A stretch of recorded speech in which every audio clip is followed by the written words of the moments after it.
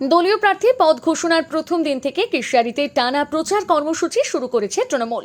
Vote প্রচারের পাশাপাশি সাংগঠনিক শক্তি মজবুত করতে চলেছে তৃণমূলের কর্মী থেকে নেতৃত্ব পর্যায়ের একাধিক বৈঠক।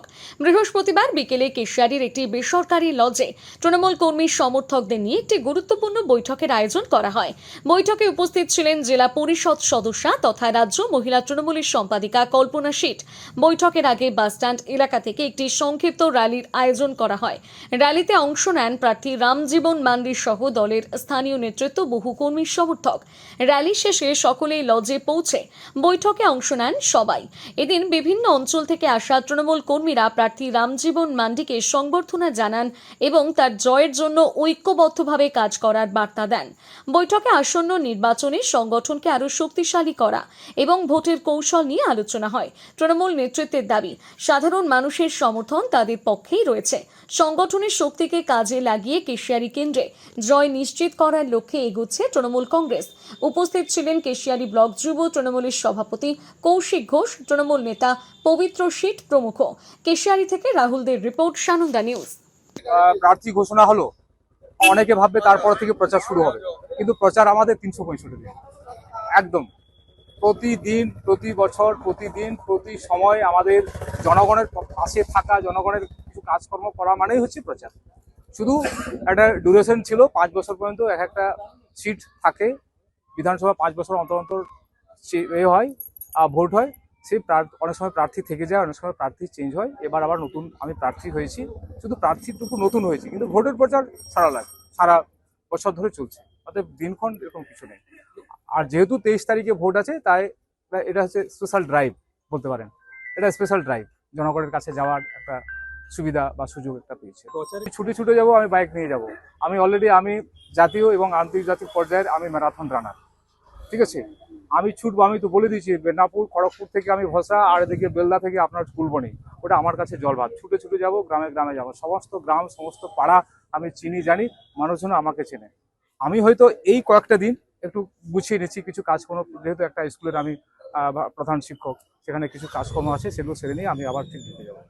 অর্থাৎ পাবলিকের কাছে যাওয়ার আমার মাধ্যমটা, আমি নিজে হাঁটবো, আমি নিজে ছুটবো, বাইক আছে, তাদের কাছে যাব, সবাই আমাকে চেনে জানে। আমাদের মাননীয় নেত্রী আমাদের মমতা বন্দ্যোপাধ্যায় এবং আমাদের প্রিয় নেতা অভিষেক বন্দ্যোপাধ্যায় 223 এসটি বিধানসভা কেশারিতে রামজীবন মান্ডি মহাশয়কে প্রার্থী করে পাঠিয়েছেন।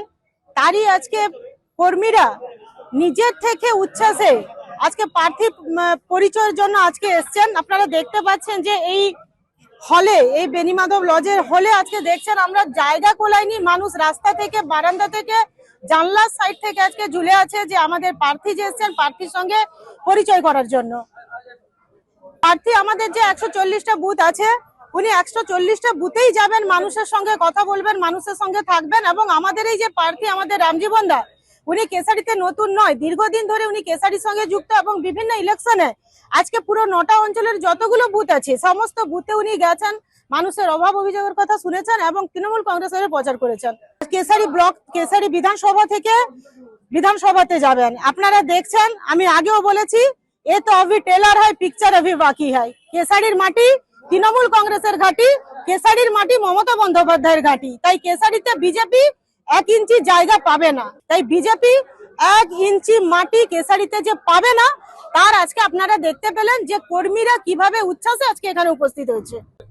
আমাদের তৃণমূল পরিবার অনেক বড় পরিবার, বিভিন্ন শাখা সংগঠন রয়েছে। তাই আজকে প্রার্থীর সঙ্গে যে যেখানে যেরকম ভাবছে প্রোগ্রাম করছে এবং সামনের দিনেও প্রার্থী যখন যেখানে যে প্রোগ্রাম শিডিউল করবে সেখানে প্রার্থী পৌঁছে যাবেন।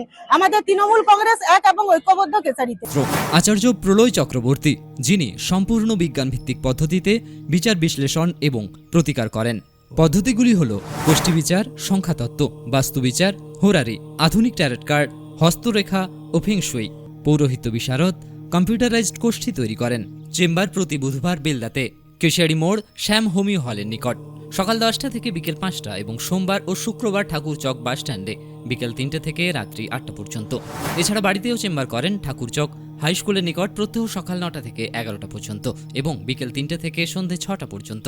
এছাড়া প্রতি ইংরেজি মাসের প্রথম ও শেষ সপ্তাহে রবিবার সকাল 11টা থেকে 5টা পর্যন্ত জুনবলদা 9 নম্বর অঞ্চল অফিসের নিকট চম্পা স্টুডিও দ্বিতলে। কেশিয়ারি আপ্যায়ন লজ প্রতি ইংরেজি মাসের প্রথম ও শেষ সপ্তাহে শনিবার। নিজেকে আপডেট রাখতে ফলো করুন সানন্দা নিউজ।